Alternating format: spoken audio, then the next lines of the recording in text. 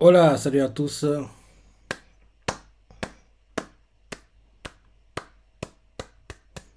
Très bon chapitre de Kingdom cette semaine.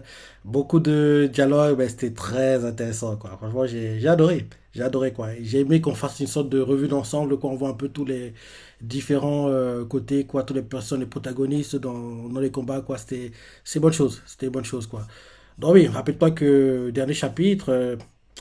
Et qui a été capturé. Il a été capturé, fait prisonnier, quoi. Heureusement, il n'est pas mort, parce que oui, même si je me moque souvent de lui, quoi, ça m'aurait gêné qu'il ait une mort de nous, quoi. Donc, il n'est pas mort.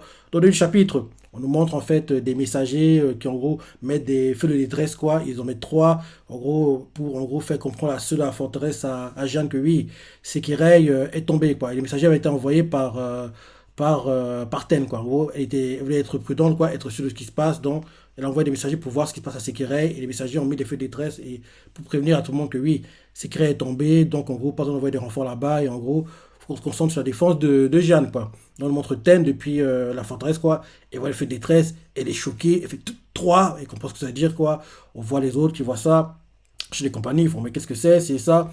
Et Ten explique que oui, en gros, elle a envoyé des messagers, elle a demandé que si tout va bien à Sekirei, ils mettent un feu de détresse, mais si Sekirei est tombé, ils mettent trois feux de détresse, quoi.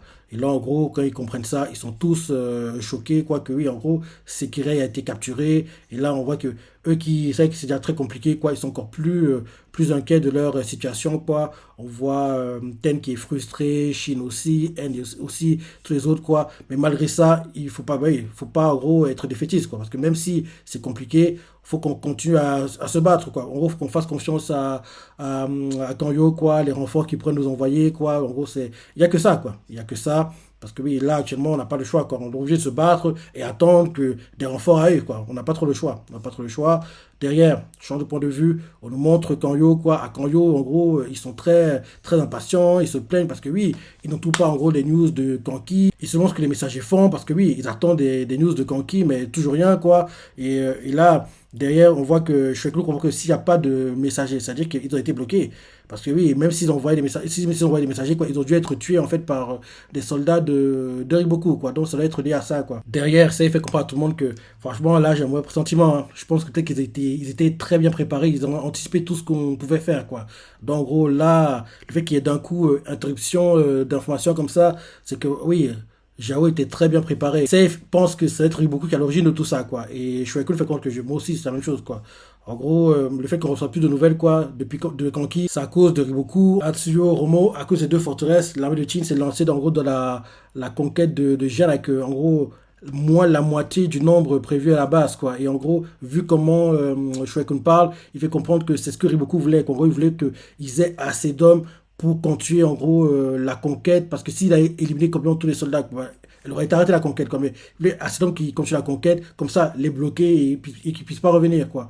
Donc en gros c'est ce que Shueikun fait comprendre à tout le monde, quoi. Et on voit clairement qu'il s'en veut parce que oui, ils sont tombés dans un piège, quoi. Ils sont tombés dans un piège. Et en gros derrière il rectifie, fait non, j'ai sous-estimé beaucoup, quoi. En gros, il s'en veut parce qu'il pense qu'il a sous-estimé beaucoup. Alors que moi, je dis que honnêtement, on peut pas lui en vouloir. Le gars, il est au palais, il fait les infos qu'on lui donne, quoi. Il n'est pas sur le terrain, quoi. S'il était sur le terrain, il verrait les choses différemment. Parce que oui, c'est un très bon stratège, même très bon combattant, quoi. Mais le truc, c'est qu'il est au palais, donc il fait ce qu'on lui donne, quoi. Il fait des stratégies avec des défauts qu'il a, quoi. Donc, s'il n'est pas sur le terrain, il voit pas tout comme ceux sur le terrain, quoi. Moi, je peux pas lui en vouloir. Même s'il s'en veut, moi, je peux pas lui en vouloir parce que, oui, il fait ce qu'il a, quoi. Donc, ils sont choqués de voir que, oui, Shueikun disent qu'il est sous-estimé Riboku, quoi. Ils sont choqués d'entendre ça. Derrière, en gros, Sei propose que oui, est-ce que l'on voit des renforts? Parce que là, l'armée actuellement, ils sont en gros au cœur de Jao, quoi, sans aucune solution. Et là, on voit un conseil faire. Attendez, attendez, attendez. En gros, le rapport dit que l'armée ennemie se déploie actuellement au nord de Jao, quoi. Ça veut dire qu'en qui se trouve présentement dans une impasse, quoi, et que nous pénétrions tout le nord, quoi, pour les secourir. Ben, il faudrait, en gros, minimum 100 000 hommes, quoi. 100 000 hommes, quoi. Et en gros, rassembler 100 000 hommes, quoi, ça prendra trop de temps, quoi. Donc, on peut pas le faire. En plus de ça, chose dont ils n'ont pas trop parlé dans le chapitre, quoi, envoyer autant d'hommes, quoi, ça va affaiblir Chin, quoi. Et parce que là, vu comment les choses sont mises en place, on dirait sur le papier que Chin va perdre, vu que sur le papier Chin va perdre, faut qu'ils pensent en gros à protéger déjà leur territoire, quoi, en gros à protéger Chin, quoi. Parce que si on voit 100 000 hommes, quoi, derrière Chin sera quasiment vidé, quoi. En gros, si Chin est quasiment vidé, en gros, quand, imaginons quand Ki, chez Kwani sont tués, quoi, bah, pour, euh, pour Jao et tous les autres États, quoi, qui vont en gros attaquer Chin, ce sera plus simple pour eux de les battre, quoi. Donc, en gros, il ne peut pas envoyer 100 000 hommes, quoi. En plus, ça prendra trop de temps, ça prendra trop de temps à le faire, quoi. Donc, le temps que les 100 000 hommes arrivent, quoi, Kanki aura déjà perdu, quoi. Donc ce serait une mauvaise idée de le faire. D'ailleurs, Washington qui explique qu'il a essayé d'envoyer des messagers, en gros, à Hossein, quoi, pour leur dire qu'ils se tiennent prêts, en gros, au cas où, quoi. En gros, les choses devenaient un moment critique. Et là, derrière, ils ont fait, ah oui, c'est vrai, il y a le général Hossein, en plus, il est plus près d'eux que nous, quoi. Donc, en gros, il prend, en gros, mieux comprendre les choses qui se passent, en gros, à Jao, quoi. Et en gros, en gros, derrière, c'est fait. Il y a des messages d'Assio.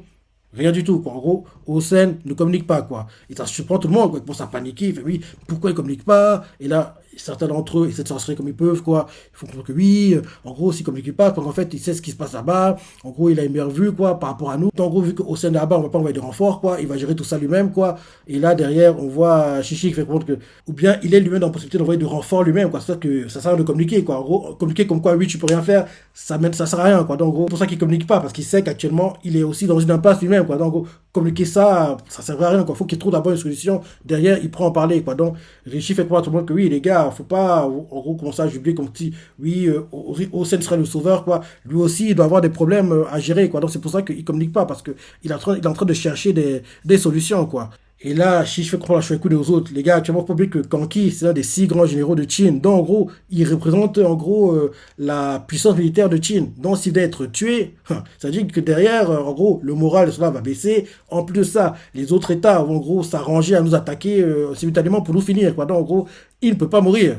Il ne peut pas mourir, en gros, pendant ces batailles, quoi. Donc, en gros, c'est ce que Chichi fait comprendre à tout le monde, quoi, que oui, actuellement, là, ils sont dans une impasse. Mais ce qui est sûr, c'est que Kanki ne peut pas être tué. S'il est tué, c'est notre fin, quoi. Ça sera terminé pour nous, quoi. On voit Shokufe qui fait comprendre que oui, je suis au courant de tout ça, je suis au courant de tout ça. Et quoi qu'il en soit, il faut qu'on renvoie à nouveau un messager à Atsuyo pour, en gros, demander à Hossein de se préparer, quoi, au cas où, quoi, pour, en gros, envoyer des soldats pour aider, en gros, Kanki, quoi.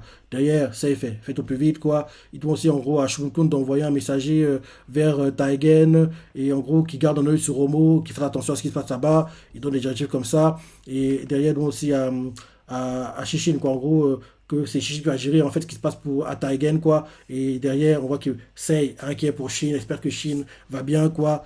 Après ça, changement de point de vue, on nous montre Atsuyo, on nous montre une cartographie militaire qu'on comprenne où est Atsuyo, quoi. Il y a Atsuyo, une forteresse, Sekirei, Jian. Donc, en gros, tu comprends que pour aller à Jian, quoi, pouf, Hossein a trop d'obstacles. Il a trop d'obstacles. Trop d'obstacles pour y aller, quoi. Mais il y a une solution qui pourrait lui être utile parce qu'en fait, pas très loin d'Atsuyo, quoi, il y a en fait un fleuve, quoi. Donc, en gros, utiliser le fleuve pour contourner tous ces dangers-là pourrait être utile, mais construire les bateaux, ça prendra trop de temps, quoi. Donc, en gros, il devra apparemment passer par les voies classiques, quoi, passer les forteresses une à une et atteindre Jeanne, quoi. Donc, on voit un messager qui arrive, quoi, explique que oui, actuellement, il ne sait pas les mouvements de Kanki, qu'en gros, il est difficile en gros d'envoyer des éclaireurs au nord, quoi, que oui, c'est compliqué, quoi. Aucun d'eux n'est revenu, quoi, ce qu'on a envoyé.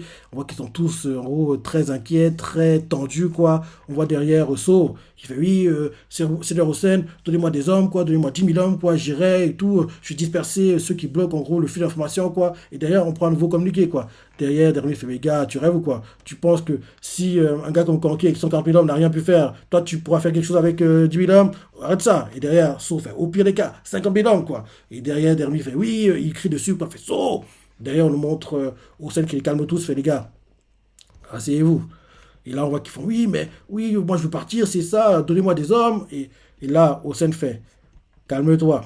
Si nous voulons manœuvrer, nous devons d'abord provoquer la chute de Romo, parce qu'actuellement, c'est le plus gros problème qu'on a, quoi. Et ça surprend Saut dans ça, il fait, hein, l'adversaire qui a vaincu l'armée de Taigen. Et là, il fait, oui, il nous faut également prendre connaissance de la tiraille militaire de Ango, quoi.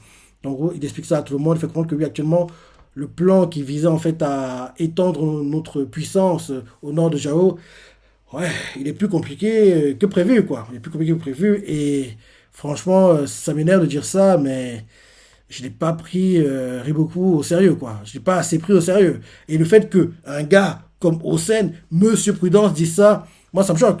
Moi, ça me choque, quoi. Il dit qu'il n'a pas pris beaucoup assez au sérieux. J'ai pas pris beaucoup assez au sérieux. Le fait qu'il dise ça, moi, ça me choque, quoi. Le gars qui est monsieur Prudence, quoi, qui dit ça, c'est c'est très inquiétant, quoi. Parce que lui, qui est le plus prudent de tous, il n'a pas pris au sérieux. Enfin, il n'a pas pris assez au sérieux. Ouais, ça choque d'ailleurs tout le monde, quoi. Ça choque Denrimi, So, Aku, quoi. Ils sont tous choqués, quoi. En gros, il a pas pris assez au sérieux Riboku, quoi.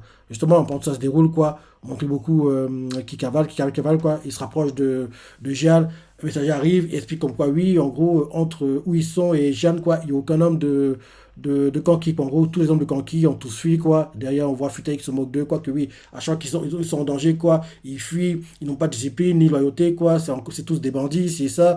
Et là, Riboku dit calmement, gars, tu dis ça, mais rappelle-toi que contre Kosho, c'est ceux qui fuyaient qui ont gagné la bataille, quoi. Donc, en gros, faut pas les sous-estimer, quoi. Donc, faut pas sous-estimer un type comme ça, quoi. D'ailleurs, Futei fait, oui, mais je sais bien, mais actuellement, vu comment tout est mis en place, quoi, ils n'ont aucune chance de s'en sortir, quoi. Donc, c'est bon, les choses sont pliées, quoi. Pareil, Balanji commence à jubiler, quoi, comme quoi, oui. Là, au départ, il pensait pas que Riboku pouvait tenir tête à Kanki parce que Kanki utilise des techniques, oui, inconventionnelles, quoi, très bizarres, c'est ça, il utilise beaucoup son instinct. Mais là, en gros, voir comment Kanki est mis à dos par Riboku, quoi, ouais, il est heureux, quoi. On voit que oui, Kanki n'a aucune chance de gagner, quoi. Là, c'est une victoire écrasante, quoi. Derrière, on voit Kaine qui fait oui, il n'y a aucune chance que ces voyous d'ex-brigands puissent en sortir, quoi. Riboku est le meilleur. Derrière, Futei, il a nargue un peu, il fait oui, tu dis ça, mais il n'y a pas si longtemps que ça. Tu t'inquiète, t'avais peur comme quoi Riboku soit tué, soit torturé, c'est ça. Et en gros, il blague un peu comme ça. Derrière, Riboku explique à tout le monde que lui aussi pensait que s'il devait perdre, ce serait parce que Kanki est son adversaire, quoi. En gros, lui aussi il voit en Kanki un gars très très bon, quoi. Et que oui, Kanki se bat d'une manière qu'il pourrait jamais employer, quoi. En gros, vu comment il parle, on voit qu'il est pas, oui, il n'est pas très fan. Il n'est pas très fan de la façon dont Kanki utilise les gens, quoi, comment il les torture. Oui, il n'est pas très fan de sa façon de faire. Oui, il dit qu'il pourrait jamais battre comme ça, quoi. Et pour illustrer la chose, quoi, il explique que oui, l'armée ennemie et notre armée tuent tous les deux de façon impitoyable, quoi. En gros, même les peuples qui n'ont rien à voir avec les combats, mais il ne peut pas gagner la façon dont Kanki le fait, quoi. En plus, quand il dit ça, il se rappelle précisément ce qui s'est passé à Kukuyu, quoi. Rappelle-toi, la porte de cadavre qui dit que lui, il ne pourrait jamais employer une technique. Ok, il tue les civils, c'est ça, parce que oui, c'est dommage collatéraux, mais il ne pourrait jamais utiliser les civils de cette façon-là, quoi. Refaire une porte de... Non.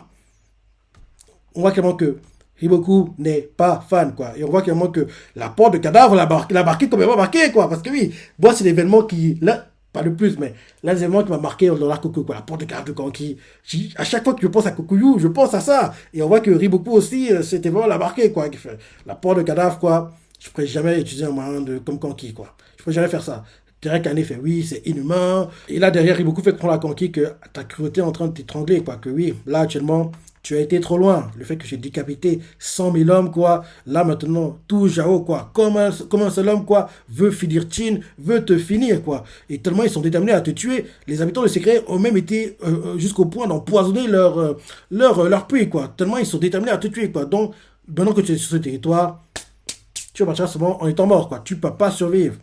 Tout le monde veut ta peau. Tout le monde veut ta peau, quoi. Et il fait comprendre que, oui, tout ce qui se passe, là, tout ce qu'il a mis en place, là, tout ce qu'il fait, là, c'est parce que, en fait, il veut tuer Kanki, c'est tout. En gros, tous les plans qui sont mis en place, là, parce que son but ultime, quoi, c'est finir Kanki, parce que Kanki, t'as été trop loin, tu ne peux plus vivre, quoi. T'as fait trop de mal. En gros, c'est comme ça que beaucoup parlent à tout le monde, quoi. Il faut comprendre que, oui, là, tous les manigances, là, les trucs qu'on a mis en place, là, tout ça, c'est pour finir Kanki, parce que il a été trop loin. On voit même que les habitants non quoi, sont prêts à empoisonner leur point d'eau, quoi, juste pour te tuer, quoi. Ça montre à quel point tout le monde est déterminé à te finir, parce que tout le monde ne veut plus te voir. Donc, en gros, là, tu vas mourir, et vu tout ce que tu as fait, quoi, tu vas pas quitter Jao en étant vivant, quoi. Ce sera seulement mort, quoi. Et on voit pareil, Bardi fait, oui, j'ai attendu ce jour avec impatience, quoi. 4 ans sont écoulés depuis Kokuyu. 4 ans.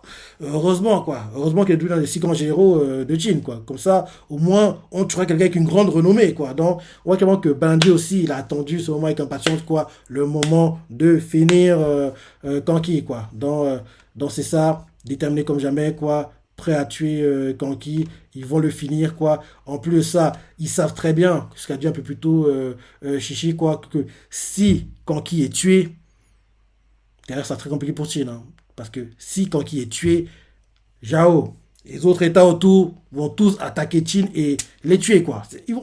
L'État de Chine va s'écrouler, quoi. Donc, Kanki, qu'on le veuille ou non, il ne peut pas être tué dans cette bataille. Il doit survivre. Il doit survivre. Il doit survivre et espérons-le après ça, il fera ce que j'attends de lui. En gros, déserter pendant la petite pause qu'il y aura entre la fin des combats à Jao et la future campagne pour Wei, quoi. Pendant ce laps de temps-là, il faut que Kanki fuit. Parce que Kanki n'est pas con, il doit comprendre que ses jours sont comptés à Chin, quoi. Parce que oui, là, Seth lui a donné un ultimatum, quoi. Il peut plus aller trop loin et lui, ça va le démanger, quoi. Il voudra toujours continuer à le faire, quoi. Donc, il faut qu'il déserte, quoi. Quitte Chin et bien sûr, il y a l'arc que j'aimerais voir, quoi. C'est qui envoie Chine et qui suit à celui qui a tous ces batailles ici, quoi. Qui suit, en gros, toujours chef de Regan, quoi. Fait oui, je veux aider Chine, quoi. Pendant cette mission-là, les deux deviennent potes et c'est après ça qui suit un tel Shintai et devient le vrai numéro 2, Lee Shintai. Bref. J'ai déjà raconté ce scénario 1000 fois, quoi, que j'adorais le voir, mais on verra. On verra. Mais en tout cas, tout le chapitre, quoi, fait comprendre que, actuellement, la clé de tout, c'est Kanki et d'un côté, Chin, il veut que Kanki réussisse absolument, et de l'autre, Jao, il veut absolument qu'il soit tué, parce que si Kanki est tué pour Jao, derrière l'état de Chin va tomber. Par contre, pour Chin, si Kanki réussit, bah, ça va dire que la conquête a réussi, quoi. Donc, en gros, la clé de tout ça, c'est Kanki, donc tout tourne autour de la tête de Kanki, quoi.